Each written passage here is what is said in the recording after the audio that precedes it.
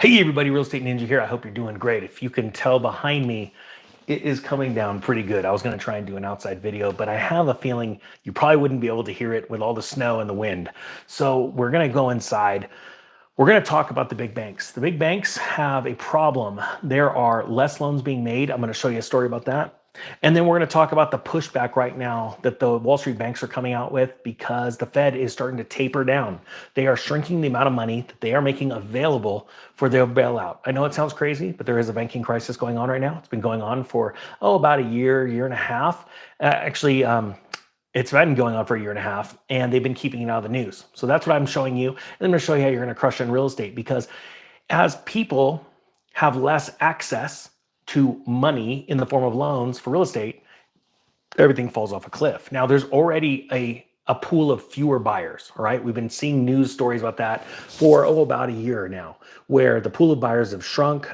The inventory has increased, so there's even more options out there. Sellers are less hesitant, or still hesitant, to just do massive price drops. I was actually in Nevada yesterday looking at new homes, and dealers are putting out insane deals right now where they say, hey, if you sign up with us, you get the mortgage through us for the first year, you're only going to have a 4.99% APR. Or interest rate. It's gonna be fixed. Then it goes to 7, a little over 7 after that.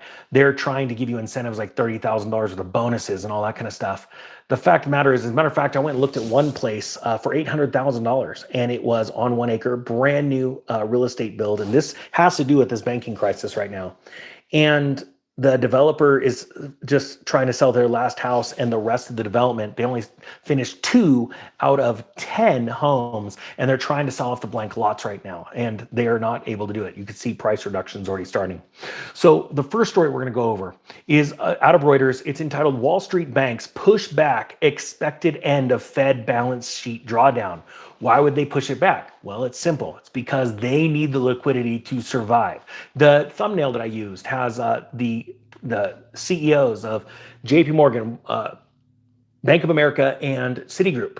That photo was taken of them just recently in front of Congress because there is a banking crisis going on. And they are trying to tell you that if they are told by the Federal Reserve, which is a private bank as well, to hold back a little bit more in deposits in case of a banking crash, that's where we are right now, that they're not going to be able to keep doing business going forward. As a matter of fact, there's a lot of analysts coming out now saying, get ready, Bank of America earnings are going to be not good. Citibank is not going to be looking good, because they're going to start reporting earnings next week. Now, I told you, about 4 months ago, watch January's numbers, because we're going to get to see how bad Q4 was, plus the entire encapsulating 2023 year. It's very important that you watch this, because crashes don't happen overnight. So here we go. First story out of Reuters. Wall Street's biggest banks shifted ahead of last month's Federal Reserve meeting toward predicting the U.S. Central Bank would end its balance sheet reduction process later this year than previously thought, according to a survey released on Thursday by the New York Fed. Banks referred to as primary dealers now believe the process known as quantitative tightening, or QT, will end in the fourth quarter, according to a poll that was taken ahead of the Fed's December 12th to 13th policy meeting. Let me explain that. This is very important, very big news when it comes to the health of the banking sector. When the big banks, the primary dealers, are saying that the Fed is going to, instead of stopping their quantitative or their easing, giving money to the banks in the second quarter, the first or second quarter of this year, and instead they're going to go to Q4, that means the banks are in dire need of money. All right. So it's a little play on words, because they're talking about quantitative tightening. See, what the Federal Reserve has done, a couple different things. They've raised rates, which tightens the market.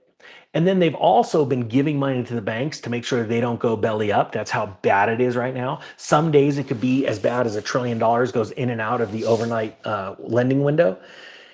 And it's really important for people to realize that what they've been doing is they've been shrinking this little by little, the amount that they make available for these banks to keep their liquidity going.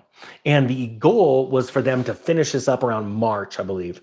And so now the big banks are saying, no, they're not going to finish it until, they're not going to go smaller, ending in March. they're going to go smaller, smaller, smaller, ending next December. That's because the big banks know how bad things are.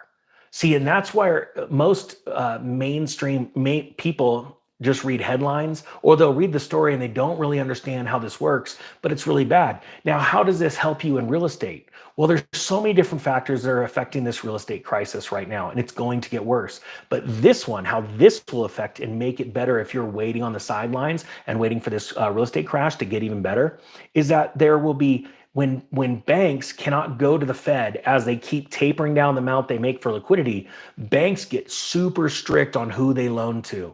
They demand higher credit scores, better debt to asset or debt to equity ratios. They're looking for the properties to hopefully hold in value, where the banks already know, like I've shown you before, the median home price is falling in America. Okay, I don't care what some analyst tells you. Go look at the Federal Reserve's data. It's very, very clear. So it says here in the primary dealer survey done ahead of the policy meeting that ended on November 1st, the banks collectively viewed the third quarter as the stopping point for QT. So they're talking the stopping point. I don't think it's going to stop going into 2026. I know that sounds crazy, but this is how nutball the banks are right now. Now, if the dealers are right, the primary dealers, it says the Fed's balance sheet will contract to 6.75 trillion from the current level of 7.76 trillion. The dealers also predicted ahead of the Fed of the December meeting that there would be 375 billion in the central bank's reverse repo facility when quantitative tightening ended, versus the expected 625 billion in the October survey. So right there, see, at one point they thought there'd be 625. Now they're looking at 375 billion in the reverse repo facility, which means the banks are going to get that much less help here in the future. In the December survey, respondents said they expected bank reserve to be at 3.125 trillion at the end of QT versus 2.875 trillion in the prior poll month. Now, it says the quantitative tightening process has complemented the rate hikes delivered by the Fed as part of an effort to lower inflation back to its 2% target. So how does that make sense? All right, this is very simple. When banks are getting tightened on because they're not getting all the help they need from the Fed, right, to keep blowing loans out like crazy to whoever wants them, all right, what happens is now they've got to get very serious about who they lend to. Well, because it's harder and harder to get a loan. I actually know somebody that went for a home the other day. He was in escrow, and I remember hearing the numbers, and I said, that one's going to get turned down. We've already started this tightening process. And sure enough, the underwriter, he went and he got his loan estimate, got everything rolling. Everything was good. The underwriter didn't feel good about it. And right before escrow is supposed to close, underwriter says, no, sorry.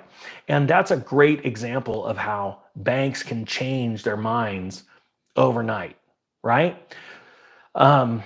So they did end up getting the house. He had to go to another lender. I don't know. I'll talk to him this next week when I see him down in California. But when I get there, I'll talk to him and see what the rate changes were, what the terms were, and see how much they differed from his original deal.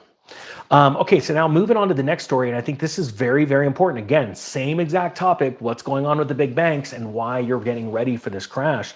This is out of Zero Hedge. It's entitled Large Bank Loan Volumes Continue to Shrink Despite Soaring Deposit Inflows. Now, many people think, well, that doesn't make sense. This is counterintuitive. As you deposit money into the bank's like, yes, we get to loan out like 9 times that much in mortgages, but they're not. The reason why they're not is because they know the Federal Reserve is looking at them with picking through all their stuff with a fine-tuned comb. As a matter of fact, Fannie Mae and Freddie Mac's already started an inquiry on one of their largest paper sellers because their credit worthiness in these bundled loans were not up to par.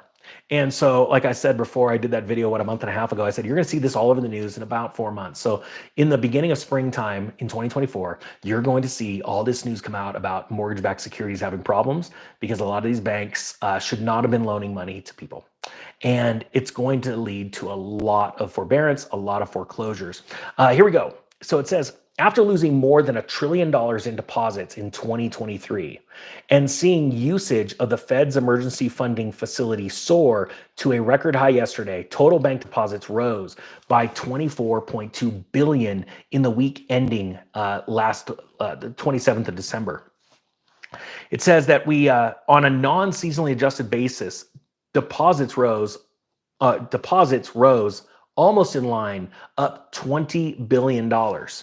Interesting, the sizable deposit inflows are occurring alongside sizable money market fund inflows. Now we know where all that reverse repo liquidation cash is going. You think about it, all this money coming into the banks are looking for ways to stabilize their bank. So what they're doing is they're investing in money markets, they're investing in some treasuries, they're investing in things that are going to bring them back some yield, and they are cooling off. Now, and I'll give you an example. Think about this. If a bank had money and it could make a guaranteed from the government 4%, 4.5%, do you think that do you think that those banks are inclined to loan money to you or anybody off the street on a mortgage at 6.75%? I know you may think, well, damn, Ninja, that's almost a couple points above, but you have to look at the risk. See, the banks don't want to take on the risk because none of them want to end up in the headlines or end up on the Real Estate Ninja channel. So they are becoming risk averse and they are holding on to the guaranteed money.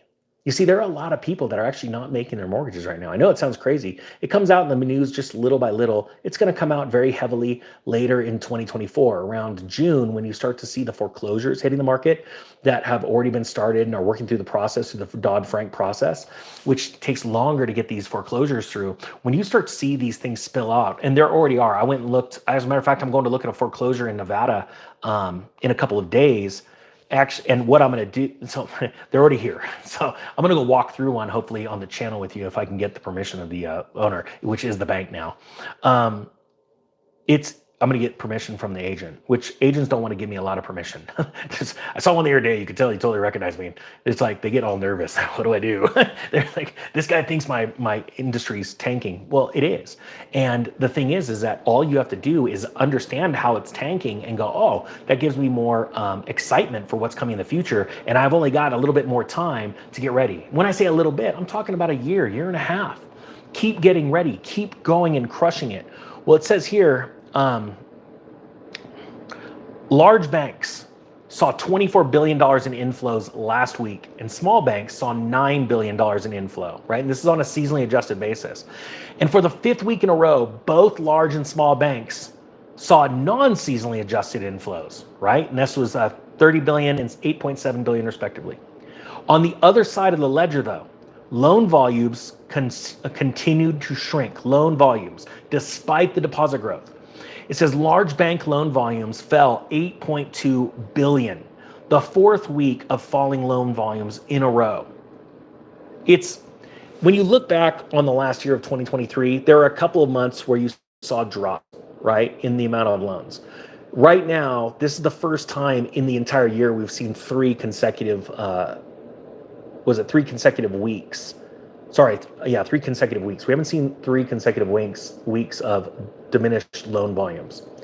This says here that, which leaves us continuing to highlight the fact that there is potential trouble brewing still, as the key warning sign continues to flash red, supported above the critical level by the Fed's emergency funds for now. Again, remember, because the beginning of the video is all about that. The Fed is lowering the amount that they're offering these banks, and the banks are already saying, they're already telling you they're going to lower rates and they're going to keep bailing us out. And what people need to understand that is because that is a straight up collapse scenario. The Fed does not move in to help unless there is big problems. They've been doing it now for a year and a half, bailing out the banks right now, giving them a bailout in the form of liquidity, right? But they're trying to shrink their balance sheet. And there is some sacrificial banks have already been picked. And I don't know who they are, but I'm telling you right now, they already are planning it. And right now, we're going to start to see sales. In the next 3 to 5 months, I predict this. You're going to start to see, man, it's really coming down out there. God, it shows a little blizzard. You're going to start to see in the next 3 to 5 months news about banks selling off portfolios, section of portfolios. And this is going to be your sign that banks are starting to consolidate. They're already starting to jockey for position, with other banks. And then what they'll do is leave the shell. Now, you don't have anything to worry about as long as your account is insured by FDIC. You're under the normal threshold. Go make sure with your banks. And if you have a lot of money in the bank and you're above the threshold, just go open another bank account. The government will do this. They will make sure that they print enough during a massive banking crisis to uphold the banking system, but they will only do the FDIC amounts. That's why I've been saying, don't leave $1 million in the bank if you're a single person or married, because you're only, able to keep between 250 or 500,000, depending on if there's two people on the account. You have to go within these FDIC rules. Those will be taken care of when it gets really big. And does that happen tomorrow? No. Do I believe it happens right around or after the election? Yes, I think you see that around that time. But these are times to be excited. This is where you're going to level up. You sit back and you wait for that real estate crash, and you're going to absolutely dominate it. Hey, to everybody that has a real estate course, after I know it's been shut down to any new people, but I just put out a new video. I want to make you a special offer that I think is going to put a lot of money in your pockets. I'm so excited about this. Go check that out. Hope you guys have a great day. The Real Estate Ninja. Oh, do me a favor. If you don't mind, I'm going to start doing some videos on X for a very specific reason that I can't put here. You guys know why. I'm going to put my link to my channel down below. If you don't mind hitting the follow there, I'm going to start putting a lot of original content on there because it's being made very clear what's going on over here with our channels. Hope you have a great day. The Real Estate Ninja is out.